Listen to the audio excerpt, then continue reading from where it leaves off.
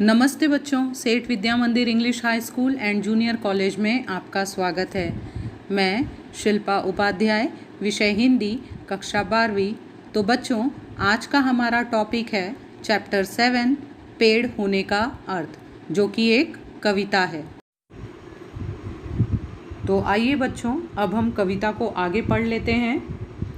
दाता है पेड़, जड़ तना शाखा पत्ती, पुष्प फल और बीज, हमारे लिए ही तो हैं पेड़ की हर एक चीज़। जड़ तना शाखा पत्ती, पुष्प फल और बीज, हमारे लिए ही तो हैं पेड़ की हर एक चीज़।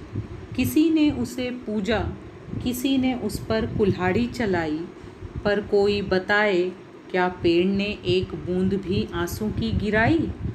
यहाँ पर कवि कहते हैं कि जड़ तना शाखा पत्ती फूल फल और बीज, जो कुछ भी पेड़ से मिलता है वह सब कुछ हमारे लिए ही उपयोगी होता है।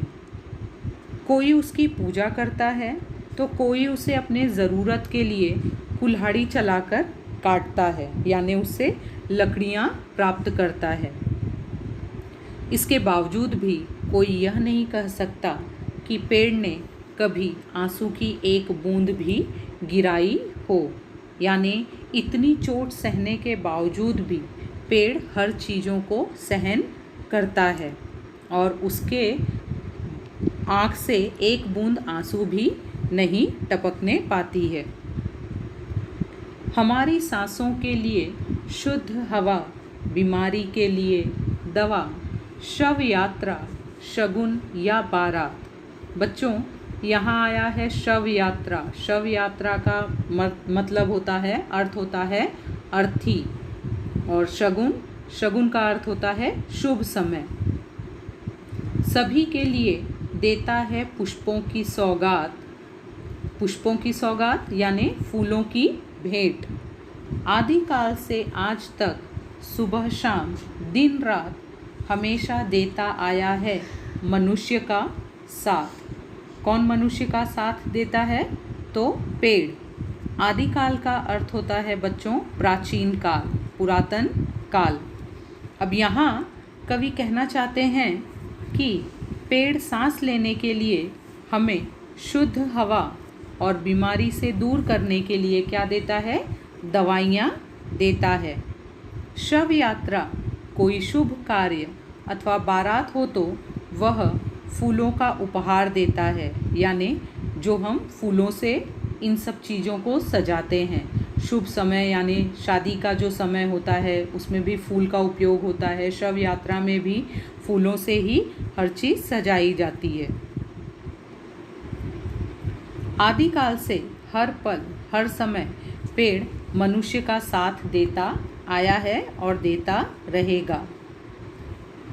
कवि को मिला कागज कलम स्याही, वैद्य हकीम को दवाई, शासन या प्रशासन सभी के बैठने के लिए कुर्सी मेज आसन। जो हम उपयोग नहीं करें वृक्ष के पास ऐसी एक भी नहीं चीज़ है। जी हाँ, सच तो यह है कि पेड़ संत है, दधीची है। अब यहाँ बच्चों देखो, आसन एक शब्द आया है। यहाँ उसके पहले बताया गया है कुर्सी और मेज, जिस पर हम बैठते हैं, यानी बैठने की चीज। कवि कहते हैं कि पेड़ ने कागज कलम और स्याही दी है। हम सबको ये सब चीज़ों की प्राप्ति कहाँ से होती है, कहाँ से मिलता है? तो पेड़ से ही मिलता है। वैद्य हकीम को क्या मिला है? दवाइयाँ मिली हैं। शासन प्रशासन के लोगों के बैठने के लिए कुर्सी मेज और आसन, ये सब चीज़ें भी हमें कहाँ से मिलती हैं? लकड़ियों से, यानी पेड़ों से। हमारे लिए उपयोगी ना हो ऐसी कोई चीज़ पेड़ के पास नहीं है। तो इस प्रकार पेड़ क्या है? संत है, वह दधीची की तरह ही महान है। अब बच्चों, यहाँ पर एक शब्द है अंत में, लास्ट में, दधीची। दधीची का अर्थ होता है धर्म ग्रंथों के अनुसार दधीची एक महर्षि और महादानी थे, जिन्होंने वृत्तासुर का वध करने के लिए अस्त्र बनाने के लिए इंद्र को अपनी हड्डियां दी थी। तो इस प्रकार बच्चों, पेड़ होने का अर्थ, यह कविता प्रेम समर्थक है पेड़ कविता संग्रह से ली गई है।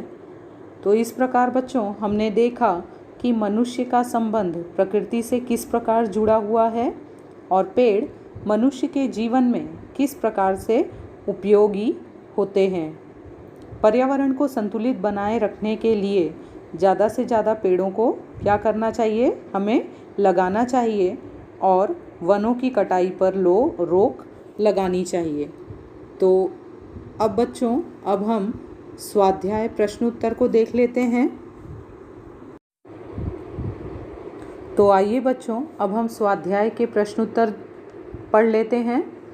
आकलन प्रश्न पहला, पेड़ का बुलंद हौसला सूचित करने वाली दो पंक्तियाँ, यानी दो लाइन आपको बतानी है जो पेड़ का बुलंद हौसला करती हैं। तो पहला है, पेड़ किसी के पाँव नहीं पड़ता है। दूसरा, हालात से लड़ता है। कृतिपूर्ण कीजिए।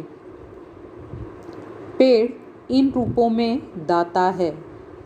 पहला उत्तर है शुद्ध हवा, फूल देने वाला, कागज, कलम और स्याही देने वाला।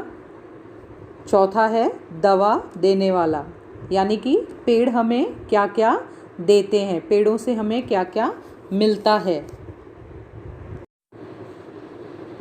अगला प्रश्न है बच्चों, शब्द संपदा यानी व्याकरण से संबंधित। प्रश्न दूसरा, निम्नलिखित भिन्नार्थक शब्दों का अर्थपूर्ण वाक्य में प्रयोग कीजिए। पहला, सांस और सास। यहाँ पर बच्चों प्रश्न पूछा गया है भिन्नार्थक शब्दों का, यानी शब्द लगभग एक ही जैसे हैं, लेकिन उन दोनों शब्दों के अर्थ जो हैं अलग अलग हैं। अब इन्हीं अर्थों को बताकर हमें वाक्य में प्रयोग करना है। तो पहला, सांस और सास। सांस का अर्थ होता है श्वास, यानी कि जो हम सांस लेते हैं। हमें सांस लेने के लिए ऑक्सीजन की आवश्यकता होती है। यह आपका पहला वाक्य हो गया। दूसरा, सास, नीतू की सास बहुत अच्छी है। प्रश्न दूसरा, ग्रह और गृह। तो यहाँ पर भी इन दोनों शब्दों का अलग अलग अर्थ है। ग्रह, जो ग्रह होते हैं, सूर्य का सबसे नज़दीकी ग्रह बुध है। दूसरा, गृह, पंडित जी अपने गृह चले गए, यानी घर चले गए। तीसरा प्रश्न है आंचल, अंचल। आंचल का अर्थ होता है पल्ला, जो पल्लू होता है। वाक्य है इसके लिए, माँ के आंचल में उसके सभी बच्चों का स्थान समान है। दूसरा शब्द है अंचल। अंचल का अर्थ होता है क्षेत्र। पहाड़ी, वाक्य है पहाड़ी अंचल के लोग बहुत परिश्रमी हैं। प्रश्न चौथा, कुल। कुल, यहाँ पर कुल पहला है वंश यानी परिवार। वाक्य होगा इसका, राजा रघु के कुल में श्री राम जी का जन्म हुआ, यानी उनके वंश में, रघु के वंश में। दूसरा शब्द है कूल। इसका अर्थ होता है किनारा। वाक्य है गंगा के कूल पर भक्तों की भीड़ लगी थी, यानी गंगा के किनारे भक्तों की भीड़ लगी थी।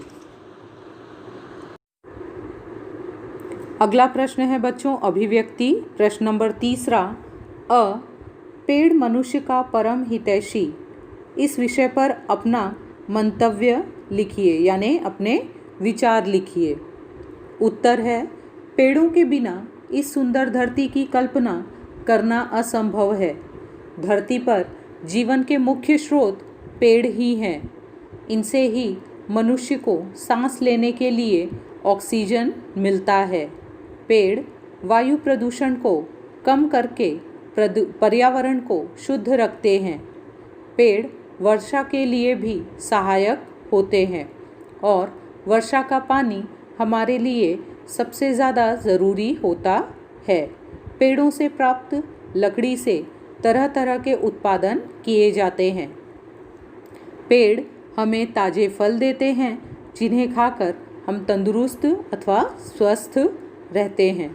बीमारी को दूर करने के लिए पेड़ों से बनी जड़ी बूटियाँ अत्यंत लाभदायक होती हैं। अतः पेड़ हमारे लिए अत्यंत उपयोगी हैं। इससे यह सिद्ध हो जाता है कि इस धरती पर पेड़ मनुष्य के परम हितैषी हैं, अर्थात पेड़ और मनुष्य का घनिष्ठ संबंध है।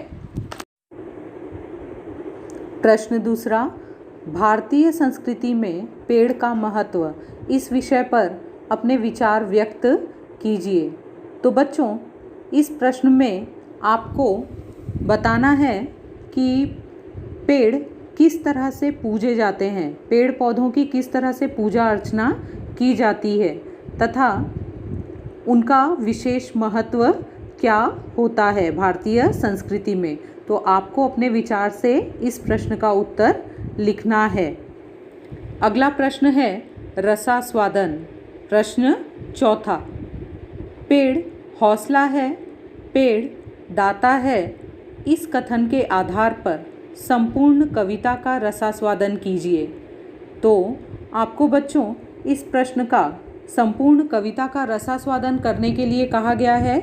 इस प्रकार के प्रश्न आपके परीक्षा में भी पूछे जाते हैं। तो पेज नंबर, आपके पाठ्य पुस्तक के पेज नंबर 110 पर रसास्वादन के कुछ मुद्दे दिए गए हैं। आपको उन मुद्दों को ध्यान में रखकर, उन टॉपिक पॉइंट को ध्यान में रखकर आपको इस प्रश्न का उत्तर स्वयं लिखना है। अगला प्रश्न है बच्चों, साहित्य संबंधी सामान्य ज्ञान। प्रश्न 5 अ, नई कविता का परिचय आपको बताना है। उत्तर है, नए भावबोध को व्यक्त करने के लिए काव्य क्षेत्र में नए प्रयोग शिल्प और भाव पक्ष के स्तर पर किए गए हैं। नए शब्द, नए प्रतिमान, नए उपमान और नए प्रतीकों को तलाशा गया है। ऐसी ही कविताओं को नई कविता कहते हैं। नई कविता आज के मनुष्य की जिंदगी का दर्पण बन गई है। प्रश्न दूसरा, डॉक्टर मुकेश गौतम की रचनाएं। उत्तर, अपनों के बीच सतह और शिखर, सच्चाइयों के रूबरू, वृक्षों के हक में लगातार कविता, प्रेम समर्थक है पेड़, इसकी क्या ज़रूरत थी, कविता संग्रह आदि। तो इस प्रकार बच्चों हमने पाठ 7 पेड़ होने का अर्थ कविता का अध्ययन किया और उसके अर्थ स्पष्टीकरण तथा शब्दार्थ को समझा। मुझे विश्वास है कि बच्चों आपको यह कविता समझ में आ गई होगी। आप अपने नोटबुक में स्वाध्याय के सभी प्रश्नोत्तर का अभ्यास करके उसे लिखिए। धन्यवाद।